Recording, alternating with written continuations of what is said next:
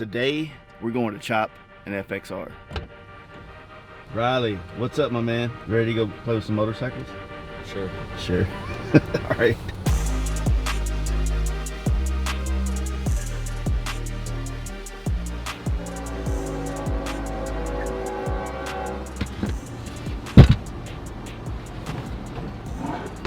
All right, guys, so we got the frame loaded up. We're about to go see Cory at Maindrive Cycle, and we're gonna chop off the whole front end of it, the neck, the backbone, the down tubes, and get ready for this whole chopper we're gonna build. So.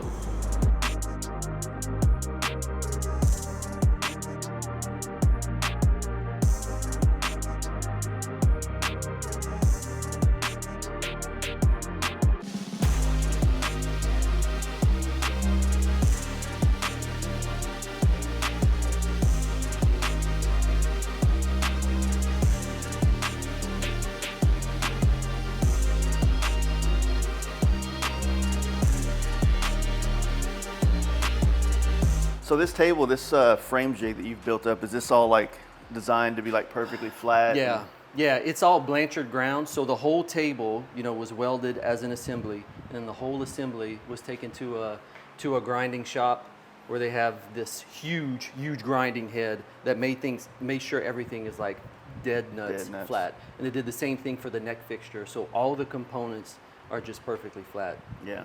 You know, I think this is like worked out good for a reason. Yeah. Because remember, I was trying to get rid of this a few months ago because I wanted more space. Yeah. But I'm glad it didn't sell because this is meant to be. So now we're able to do this. Were you planning on not doing any more choppers? Dude, I'm You're done an with FXR choppers. guy? No, I've seen the light. You know, you, on the other hand, are dipping your toes into the dark side. Yeah. This is how it starts. I mean, you're getting a chopper with suspension. Yeah. The next step, you're gonna be riding a pan head, kick only, shovel head, jockey shift. Yeah. But this is how it starts. This will be your gateway. The gateway drug. Here we go. It just came out to work perfectly to have you be the one to help us create this process. You're part of the FXR tour. I don't know, like I've always been in love with this idea. I do feel like I'm kind of stealing the idea a little bit from Al Emerson, but at the same time, what it really is like it's his as an inspiration. That's exactly And then I'm a fan of your work, so I feel like two people that inspire me in building bikes come together. As one's the inspiration, one's the talent. Yeah, I agree, because I mean, we're not here to copy anybody. Like Yeah. I think the key word that you hit on is inspiration. Yeah. You can take inspiration from many different forms. We're going to take that as a launch pad, and we're going to put our own twist in it. Yeah. And I think it's going to be something special. The first thing you were telling me we had to get done is we got to deconstruct this. Obviously, we want to keep as much of this frame cradle, right? The bottom portion of the frame as possible. The down tubes, you know, we're going to keep very little of the existing down tubes. And then as far as like the backbone in this situation, this is where we really need to carefully plan. Because a lot of the FXR choppers that I've seen, this is the area that usually makes them or breaks them. Yeah. You've got an existing square, very flat junction that you're trying to make with a round tube. Mm-hmm. So how you execute that, I think, is going to dictate how the rest of the bike is going to look.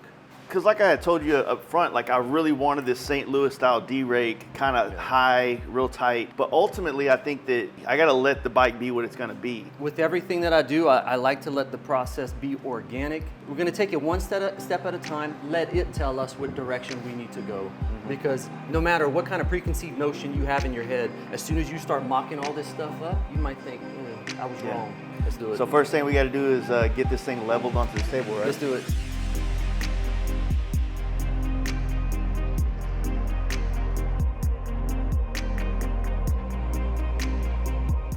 So we're going to come up with a reference point on this frame that we can continually go to. This will be our baseline for all our measurements, right?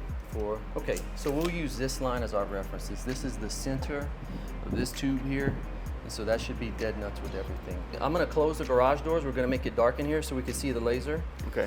Let me temporarily clamp this down because I'm going to tack weld this square tubing to the side of the table. And actually, before I do that, not that this needs to be this perfect, but why not have a good reference point? You know, none of this is rocket science, right? This is just common sense fabrication. All right, let me bust out the welder here. I'm kind of anxious about this. I haven't chopped a frame in years, so I may be rusty, but I still trust you over myself. So all right, fair enough. Appreciate the vote of confidence.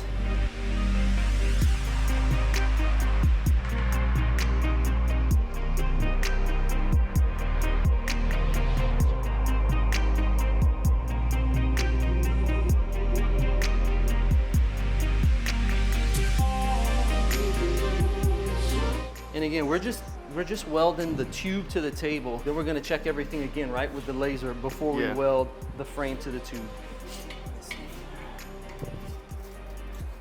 Yeah, 1/8 inch should do right there. Yeah, that's gonna fit in there. You've always had a great saying about the kind of tools you need to really get into this fabrication business. Yeah, man. Honestly, it doesn't take much to be dangerous. You start small, you start simple. I think I've mentioned this to you before, mentioned it to Ben on his spotlight. Without question, these are the two tools that I use the most. I make the majority of what I build is with these two here. Two 4.5 inch angle grinders, one with a cutoff wheel and one with a flap disc. Keep it simple. All right, guys, so Cory got the frame dialed in to the frame jig. Now we're pretty much ready to start chopping off the pieces that we're not going to be using anymore, beginning the deconstruction process of this chop. So let's do it. I'm all game. Right. I was planning on running like Nest side covers in here, and I don't know if maybe getting a set of those would be good. That way we can, if we have to reconstruct any of this area. Yeah.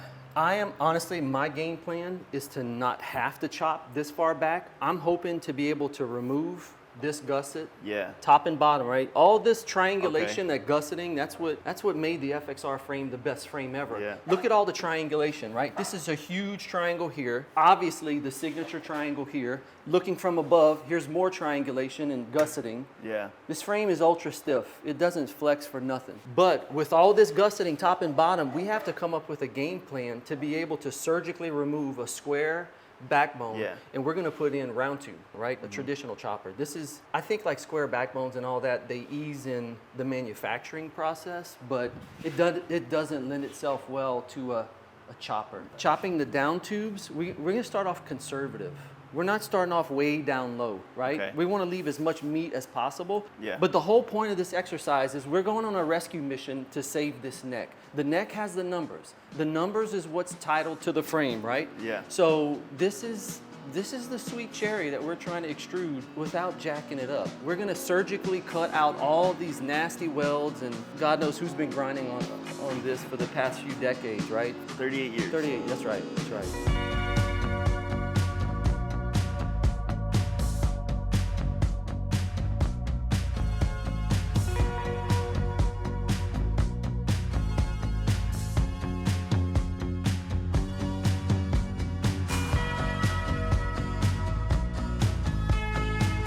Right? This thing was raked out to 30, almost 32 degrees, well, 31.5 degrees. Is it possible with all the welding and stuff? That's exactly what they did. Yeah, you're right.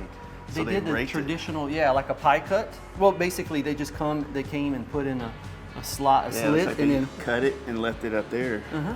That's exactly what happened. So this says 58.6, right? So 90 minus that. Okay. So that's going to be, what is that, 31.4? So they raked it out. I mean, according to so it's basically what a normal soft tail wide glide usually is, right? Because these are supposed to be 29 degrees. I think that's right. Yeah, it's like you're playing archaeologists, right? Yeah, you're going through and figuring out what they did in the past. These primitive people from back in the 80s. What is that, JB Weld? I smell meth. Smell meth. We can chop the backbone if you want to do that. Just anywhere here where it's thin. Don't touch this. Yeah. But if you want to do it, or you want me to I'll do it? So do you have a rough idea of what rake you're aiming for? Or are you just going to let it speak to you once you're... Your 29 or whatever your factory FXR is. Yeah. I thought about doing a 21-18 setup on this, if it would fit. You must. You must do a 21-18. Hold on, let's talk about this. This is important. Choppers need 21-inch front wheels. Performance-oriented bikes should have 19-inch front wheels. That's just kind of like an overall rule of thumb. None of this is set in stone. There's no hard rules, but they all look best with 18-inch rears. Whether it's a chopper or performance bike, 18-inch rear is the sweet, sweet spot.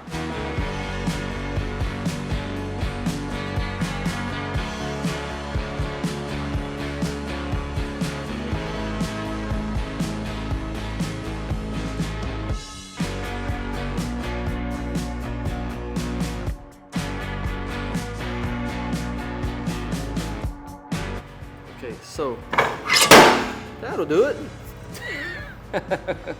This is what we wanted, right? Yep.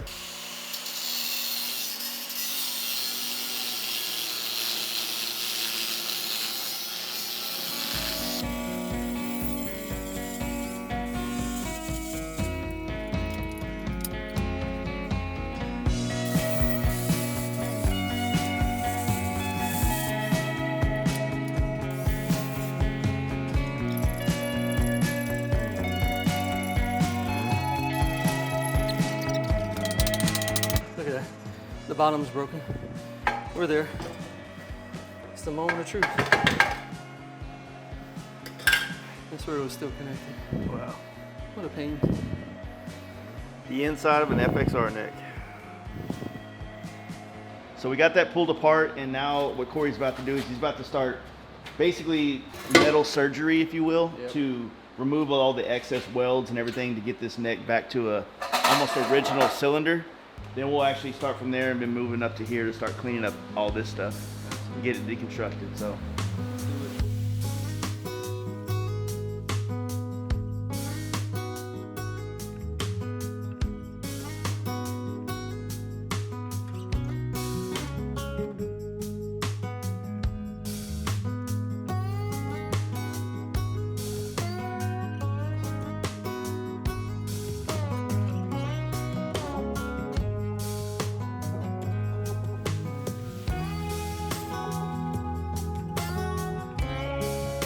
Clearly we started with a cutoff wheel and a flap disc on a grinder. Then we went to an air grinder and went from 60 to 120 to 240 grit. And we've got this to where it feels pretty good actually. I mean, I'm really pleased with how this came out. We're gonna take it to the next level and go over it with the file. So I know that may seem kind of counterproductive to people, right? Because you've got a round surface and now you're gonna go over it with something flat. But what you're actually doing, you're putting a bunch of imperceptible little flat facets all over this thing. And once it's all said and done, it's like I said before, it's taking the high spots and the low spots and bringing them down to an equal level. Yeah. And I think it's gonna come out real nice. So we're gonna just carefully knock that down. Gotta be careful, we don't wanna touch these numbers.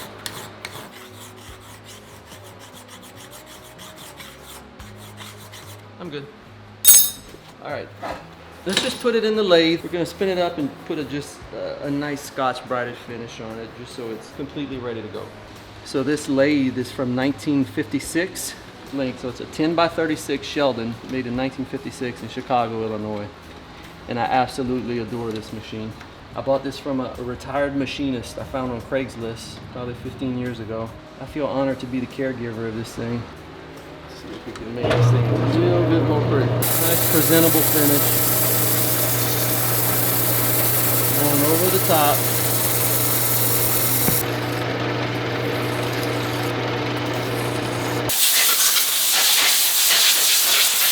I'm gonna just start following these factory welds, which are all over the place, but just gonna get after it, bro.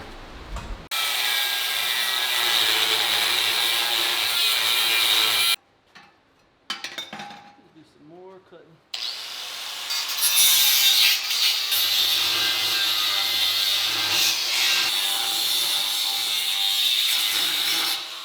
I didn't maybe cut through enough somewhere because it's still hanging on. We're getting close though. Okay.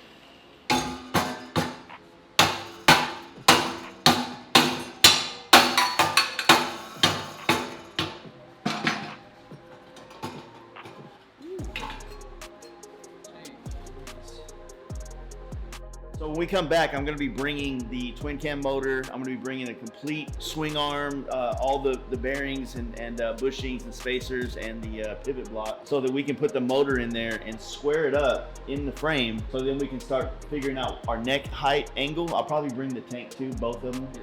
See which one's going to work with. And that way we can start figuring out where we want to put this neck. I think we're both agreeing that the trickiest part is going to be if we're going to be able to just literally heat these up and bend them back and then slug them to the neck, or if we're gonna have to literally cut this off and then slug it and then come out and then back up for what they would traditionally do in a D-rate chopper to get this thing to clear the rocker box. We really want to let this bike reveal itself to us of what it's going to look like. We have a direction and an idea and inspiration, if you will. Put the parts that I'm planning on using on it and figure out what looks best and what looks best with me sitting on it too. I want to be comfortable to travel on this bike. As most people know about this FXR tour, we have to do a 1,000-mile ride on it. So Cory will have me dialed in and I can start being the builder in this process.